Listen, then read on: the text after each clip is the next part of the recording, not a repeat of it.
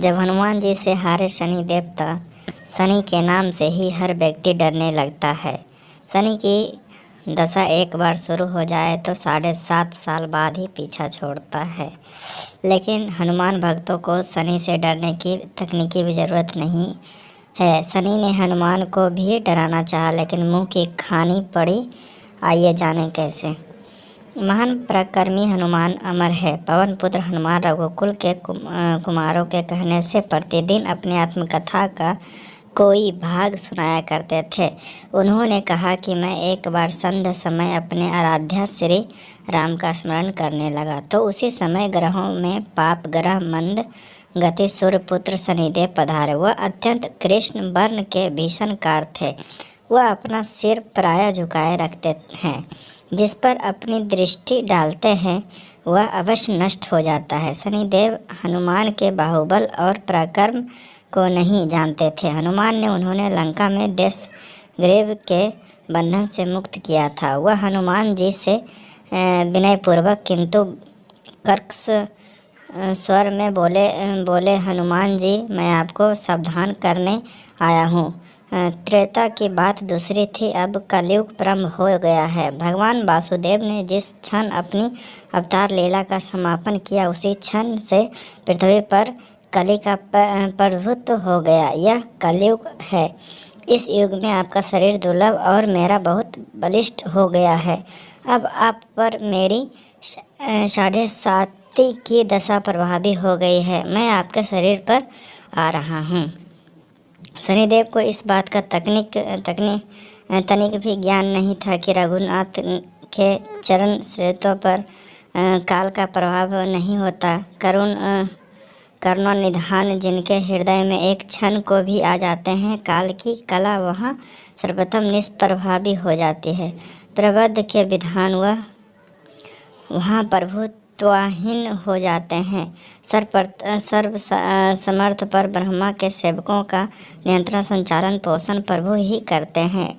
उनके सेवकों की ओर दृष्टि उठाने का साहस कोई सुर असुर करे तो स्वयं अनिष्ट भाजन होता है। शनिदेव के आग्रह यमराज भी प्रभु के भक्त की ओर देखने का साहस नहीं कर पाते। हनुमान जी ने शनिदेव को समझाने का प्रयत्न किया, आप कहीं अन्यत्र जाएं। ग्रहों का प्रभाव पृथ्वी के मरणशील प्राणियों पर ही पड़ता है। मुझे अपने आराध्या का स्मरण करने दें। मेरे शरीर में श्री रघुनाथ जी के अतिरिक्त दूसरे किसी को स्थान नहीं मिल सकता।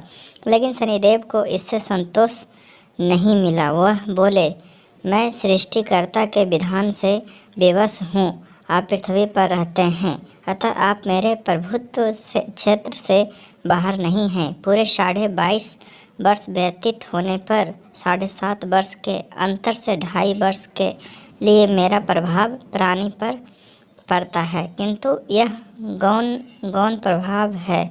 आप पर मेरी 7.5 आज इसी समय से प्रभावी हो रही है।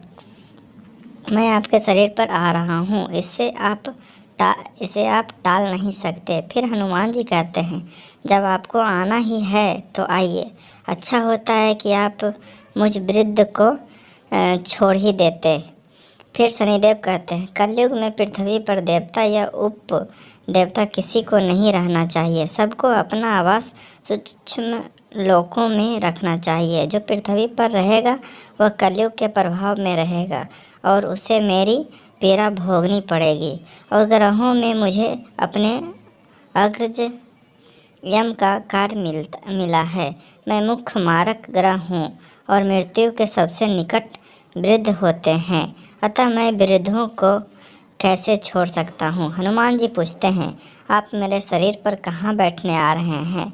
शनिदेव गर्व से कहते हैं, प्राणी के सिर पर मैं 2.5 वर्ष प्राणी के सिर पर रहकर उसकी वृद्धि विचलित बनाए रखता हूँ।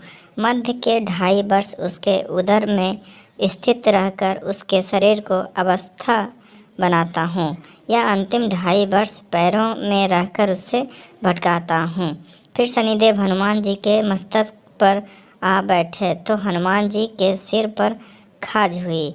इसे मिटाने के लिए हनुमान जी ने बड़ा पर्वत उठाकर सिर पर रख लिया।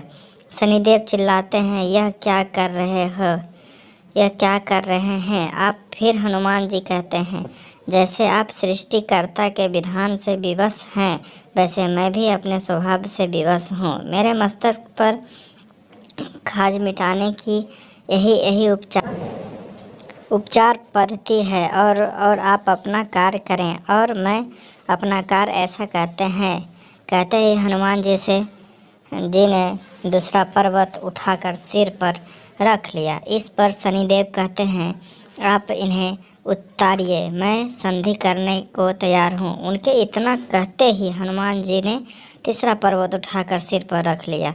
तो शनिदेव चिल्लाकर कहते हैं, मैं अब आपके समीप नहीं आऊँगा। फिर भी हनुमान जी नहीं माने और चौथा पर्वत उठाकर सिर पर रख लिया। शनिदेव फिर चिल्लाते हुए, पवन कुमार त्राहि माम रामदूत अंजनेयाय नमः। मैं उसको भी प्रीत नहीं करूँगा जो आपका स्मरण करेगा। मुझे उत्तर जाने का अवसर दे। हनुमान जी कहते हैं, बहुत शीघ्रता की, अभी तो पचमा पर्वत शिखर वहाँ की है। और इतने में ही शनि मेरे पैरों में गिर गए और कहा, मैं सदैव आपको दिए बचानों का स्मरण रखूँगा। आघात के उपचार के लिए शनिदेव तेल मांगने लगे। हनुमान जी तेल कहाँ देने वाले थे, वहीं शनिदेव आज भी तेल दान से तुष्ट होते हैं।